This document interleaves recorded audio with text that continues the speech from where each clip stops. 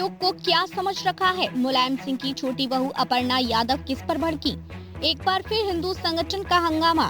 धर्मांतरण को लेकर जोरदार हंगामा व नारेबाजी।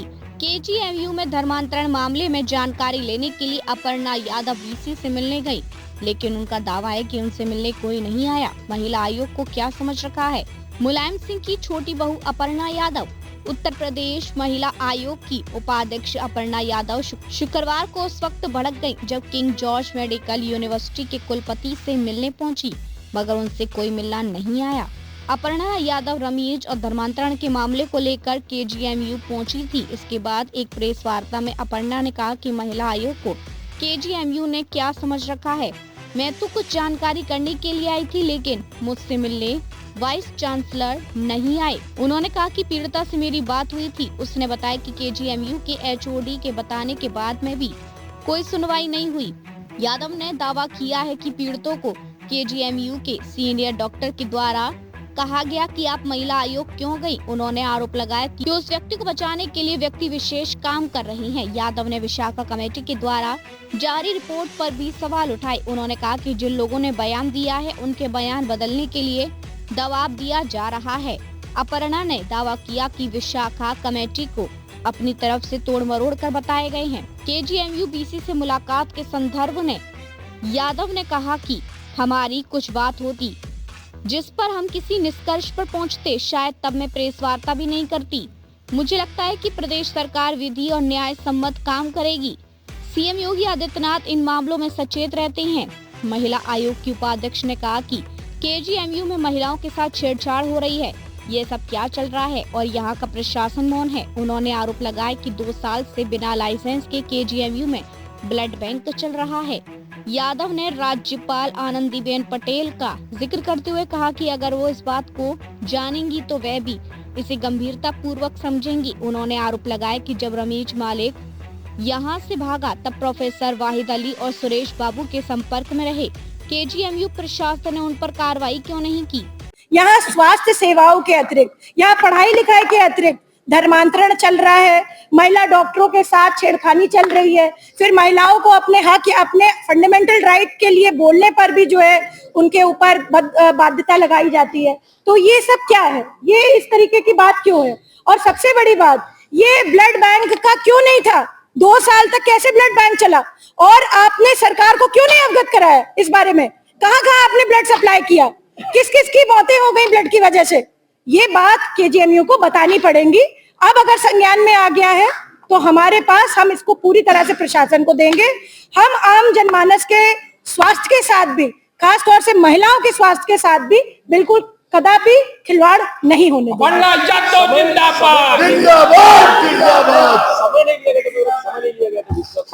मैंने सबसे पहले रजनीश जी यही बोला कि क्या मुझे आपसे मिलने के लिए समय लेना पड़ेगा या मुझे क्या किसी तरीके से समय लेने की आवश्यकता है? आप एक डॉक्टर हैं, आप एक कुलपति हैं, आपकी प्रतिबद्धता है मिलना। और हमारे कोई जो है, जब हम किसी के पास आएंगे, हमने ये बात लिख करके भी सबको बोली थी कि हम जरूर मिलने के लिए जाएंगे। और अगर वो कह रही हैं इस बात की कि हमें कोई सूचना नहीं थी, तो आपके सारे प्रॉक्टर ने, आपने जितने भी ये जो सब लोग थे, ये क्यों बोला मुझे 10 मिनट खड़ा करने के बाद कि हम तो आपको रिसीव करने के लिए आ रहे थे? अगर रिसीव करने के लिए आ रहे थे, इसका मतलब उनको प्रायर इन्फॉर्मेशन थी। यहाँ से भागी क्यों अभी? तो क्यों नहीं मिला? अरे मिली क्यों नहीं? यहाँ से भाग रही अभी, जवाब नहीं देना चाह रही ना। सरकार का उनका जितना है पोथा पत्री सब खुल रही है। अप्रूवल है जिसकी 2 साल तक परमिशन नहीं थी। प्रशासन को और सरकार को, दोनों लोगों को सब तरीके से अंधकार में रखा गया। ये मैं पूछना चाहती हूँ आदरणीय प्रधानमंत्री जी, आदरणीय मुख्यमंत्री जी, जब एक स्वस्थ भारत का, एक फिट भारत का निर्माण करना चाहते हैं तो उनके इस सपने के साथ किसने खिलवाड़ करने का अधिकार दिया है? इस पे मुझे जवाब चाहिए। और ये कॉपीज मैं आप सभी को दूंगी क्योंकि ये मास्क मेरे पास लिखित आई है।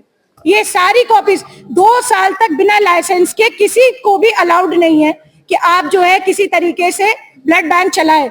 यहाँ 2 साल में गायनेकोलॉजी डिपार्टमेंट में महिलाओं को जब ये ब्लड सप्लाई हुआ, कितनी डेथ्स हुई? इस पे जांच होनी चाहिए कि नहीं होनी चाहिए?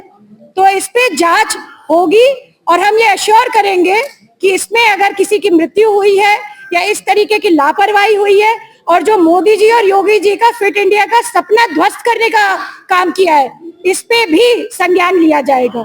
मैं समझती हूँ कि ये सारा आपको जो है प्रेस विज्ञप्ति के माध्यम से और एक ये जो certificate of approval to blood storage center for storage of whole human blood, जो ये पूरी परमिशंस नहीं थी, 2 साल के साक्ष्य थे और उस व्यक्ति विशेष को बचाने का कार्य करा है। ये किसकी शय पे हो रहा है, ये एक बहुत बड़ा प्रश्न है जो मुझे लगता है कि हम सबको जानना अति आवश्यक है। विशाखा कमेटी में पीड़िताओं के मामले में निष्पक्ष जांच क्यों नहीं होती है? क्यों लगातार विशाखा कमेटी की रिपोर्ट हमारी संदिग्ध पाई जाती है? क्यों ब्लड स्टोरेज हमारा बंद हो गया था? क्यों केजीएमयू की महिला पीड़िताओं का महिला आयोग में आने से क्यों रोका जाता है? इस तरीके की बात और प्रेशर करके जो 8 लोगों ने गवाही दी गई, जिन 8 से 9 लोगों ने जिन्होंने गवाही दी, वो कॉन्ट्रैक्ट बेसिस पर यहाँ पर काम कर रहे थे, उनको गवाही देने के बाद डराया जाता है कि आप अपना बयान चेंज करिए, आप अपना केजीएमयू के लिए बयान दीजिए, वरना आपको हम नौकरी से निकाल देंगे। बिल्कुल, आदरणीय राज्यपाल महोदय को मैं ऑलरेडी पत्र लिख चुकी हूँ और महामहिम को भी मैं ये बात खुद स्वयं जाकर के भी बताऊंगी। आज क्योंकि मेरे को यहाँ आना था, मेरे साथ इस तरीके का खुद ही घटनाक्रम हुआ जहाँ 10-15 मिनट तक मुझे बाहर खड़ा किया गया। यहाँ के जो पुलिस कर्मचारी हैं, यहाँ पे जो प्रशासन ने केजीएमयू को प्रशासनिक सुविधाएं दे रखी हैं, वो लोग खुद कह रहे थे कि इनको खोल देना चाहिए था दरवाजा, वरना इतना जो हाय हल्ला हुआ है वो नहीं हुआ होता। और अभी भी बहुत अच्छे से बात करने के लिए आई थी। ये काम बहुत गलत किया है कि यहाँ पर एक कॉन्स्टिट्यूशनल बॉडी को, एक वाइस चेयरपर्सन को इस तरीके से काम करा है। तो मुझे लगता है कि महिलाओं की क्या रिस्पेक्ट होती होगी यहाँ पर, बीइंग अ महिला, महिलाओं के प्रति क्या उनका रुख है, ये समझ में आ रहा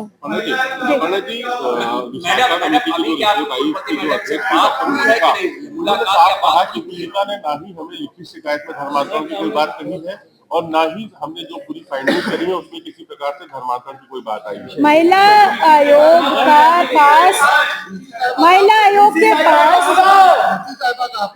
आयोग के पास जो आपने प्रश्न किया है, लिखित उसमें पूरी क्रोनोलॉजी दी है हमें कि उसने कब कब कहाँ शिकायत करी, कब कहाँ वो गई और कितनी जगह से उसको दबा देने का प्रयास किया गया।